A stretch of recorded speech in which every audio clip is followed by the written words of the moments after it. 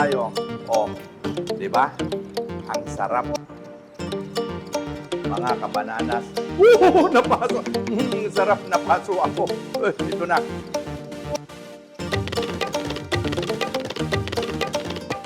Hello, good morning mga kabananas. Ang iluluto ko ngayon ay sinigang na tahong, sinigang sa miso.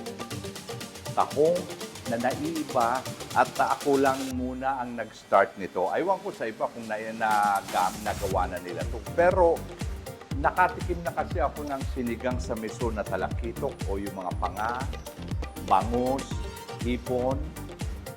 At ngayon naman, sabi ko, siguro pa pwede naman kakong igawa sa miso itong tahong. So, umpisahan na natin. Pero bago ang lahat, ito ang mga sahog ng sinigang sa miso. Okay? Unang-una, siyempre, may miso ako. Meron akong labanos, mustasa, okra. Meron siyang sampalok, kamatis, sibuyas, bawang, at saka mga ricado. Okay? Umpisan na natin mga kabananas. Una muna, painitin natin yung kawali. Lalagyan natin ng mantika. Yan. Yung tamang-tama lang. So, mga kabananas, ang ginawa ko nga pala, bumili lang ako ng tahong na 1 kilo lang. Tamang-tama to sa pamilya at kung may bisita ka. Okay? So, una, bawang muna. So, hindi ko na sakupan ito kung paano hiwa ng bawang. Pero itong bawang, malalaki itong para hindi nasusunog kaagad. Ha? Pero masarap siya.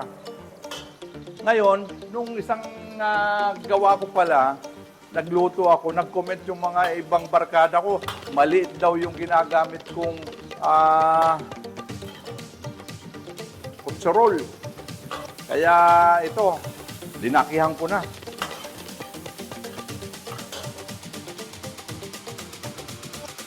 So, hintayin natin mga kapatid, mga kabanana, na medyo mag-brown muna yung bawang at saka sibuyas para yung aroma niya masarap. Maganda kasi yung medyo nagkakaroon ng kaunting sunog yung sibuyas kasi nagkakaroon siya ng flavor eh. Okay. So, lakas natin ang apoy. Okay, lalagyan na natin ang kamatis ha. Itong kamatis na to, mga 3 piraso lang na kamatis ito eh.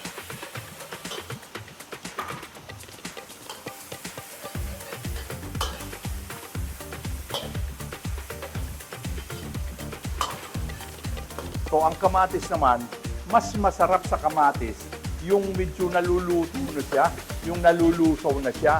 Yun ang maganda ron eh. Kasi yung juice ng kamatis, dyan, yung juice ng kamatis, doon sumasama, oh. Sumasama na doon sa mga sibuyas at saka bawang. Yun ang nagpapasarap noon.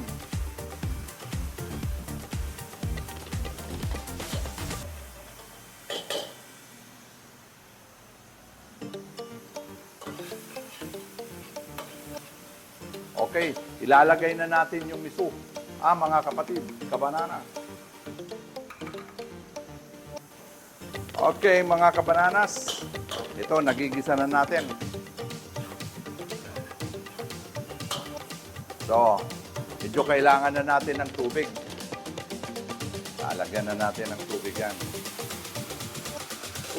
Tumagilid. So, yung tubig natin, tamang-tama lang sa 1 kilo. So, titingnan natin kung yung mga bisita ba natin o kapamilya natin ay masarap humigop ng sabaw. Tingnan nyo naman yan. Ang miso, mura lang ang miso. Kaya ito, huwag kayong magtipid ng miso.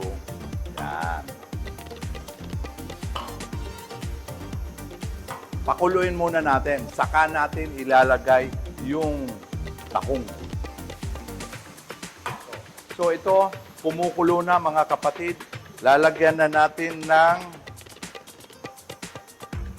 lagyan muna natin ito, cubes. kaunting granules. Timplahan nyo na kasi mas madali na maglagay ng tahong. Yan. Tapos, ito, 2 kutsara.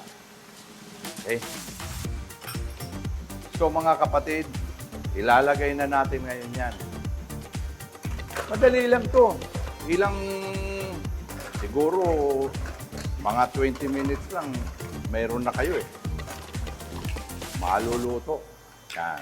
Ginanong ko para hindi sumama yung medyo sabaw-sabaw niya. So, nakikita nyo na medyo para bang kinulang tayo ng sabaw. So, titikman nyo na. Lalagyan nyo na yung tubig. Tapos, titikman nyo na. Yung katas ng tahong, mapupunta na dyan sa sabaw. So, titikman muna natin.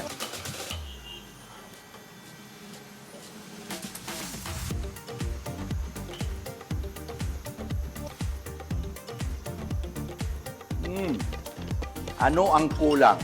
So, tatanungin nyo, ano ang kulang? So, ito ang kulang natin. Konting patis. Yes. Oh, ito, patis. Okay. Hindi na tayo maglalagay ng asin. Meron naman tayong yellow granules. Oh, iubos na nga natin yung yellow granules na yan. Okay. So, maluluto na yan. Ilalagay na natin yung labanos. Ilalagay na natin yung okra. Maya-maya na to. Pag nakita na natin na medyo... Yan, mga kabanana, simpleng-simple lang. Itong mga niluluto ko sa inyo, dito sa city o sa barrio, kayang-kaya niyong lutuin. Kaya ako nagre-research ako kung ano ang dapat maluto o maituro ko sa inyo na pwedeng maski pang probinsya, hindi kayo masyadong nahihirapan. Maghanap o masyadong complicated yung niluluto ninyo pero masarap.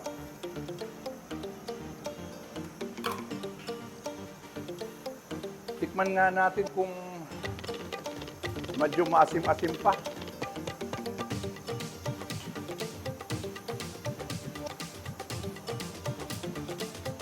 Oh, tamang-tama lang mga kapatid. So nakikita nyo na, nag-iiba na yung kulay ng okra. So hinaan na natin yung apoy.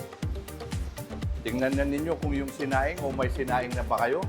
Tingnan nyo na dahil pag natapos na to, ready to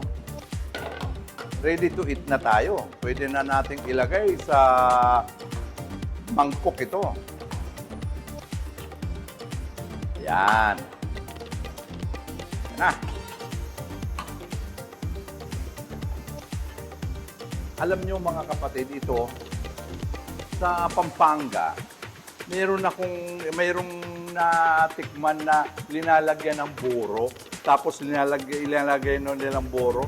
Kinakain nila ito eh. Yung mga ito, kinakain nila ito. Masarap pala ito. Kinakain nila. Parang lettuce din yan eh. Local lettuce din yan. Kinakain nila, masarap. Dati hindi ako kumakain ng may kaanghangan nga lang. Okay. Mga kapatid, ilalagay na natin to. Yan.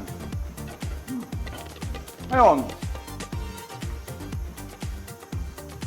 ito masarap to ba? Tamang-tama lang yung luto ng Yan, papatayin na natin. Whoop! Patay na. Tapos na. Mag-iba lang ang kulay. Mag-iba lang ang kulay nitong mustasa. Pwede nang sandukin. At pwede na kayo mag-like, mag-subscribe, at mag-comment dito sa aking YouTube channel. Okay, mga kabananas? So, ito. Okay, mga kabananas, luto na ba yung sinaing natin? Luto na ba? Baka hindi pa kayo nagsasahing ito. Kung hindi pa nagsasahing, so yung bisita ninyo, pahigup-higupin nyo na nito. Ay, napakasarap po. Tingnan nyo. Higup-higup na tayo. O, di ba? Ang sarap. Mga kabananas. Napaso. Sarap, napaso ako. Ito na. Mga kabananas, tara. Kain na tayo. Ito. Sabaw, ang sarap. Nagustuhan nyo ba yung aking nilutong tahong sinigang sa miso? Kung nagustuhan nyo, please comment below. Like and share this video. Subscribe to Mang Toots YouTube channel and visit our branches in 1104 J. Barding Street, Sampaloc, Manila, and Valero Plaza, Mang Toots, and also in Bicol, Tandaay, Nabuaca, Marinesor, Mang Toots. Bye-bye mga kabananas! Okay, see you next video! Bye-bye!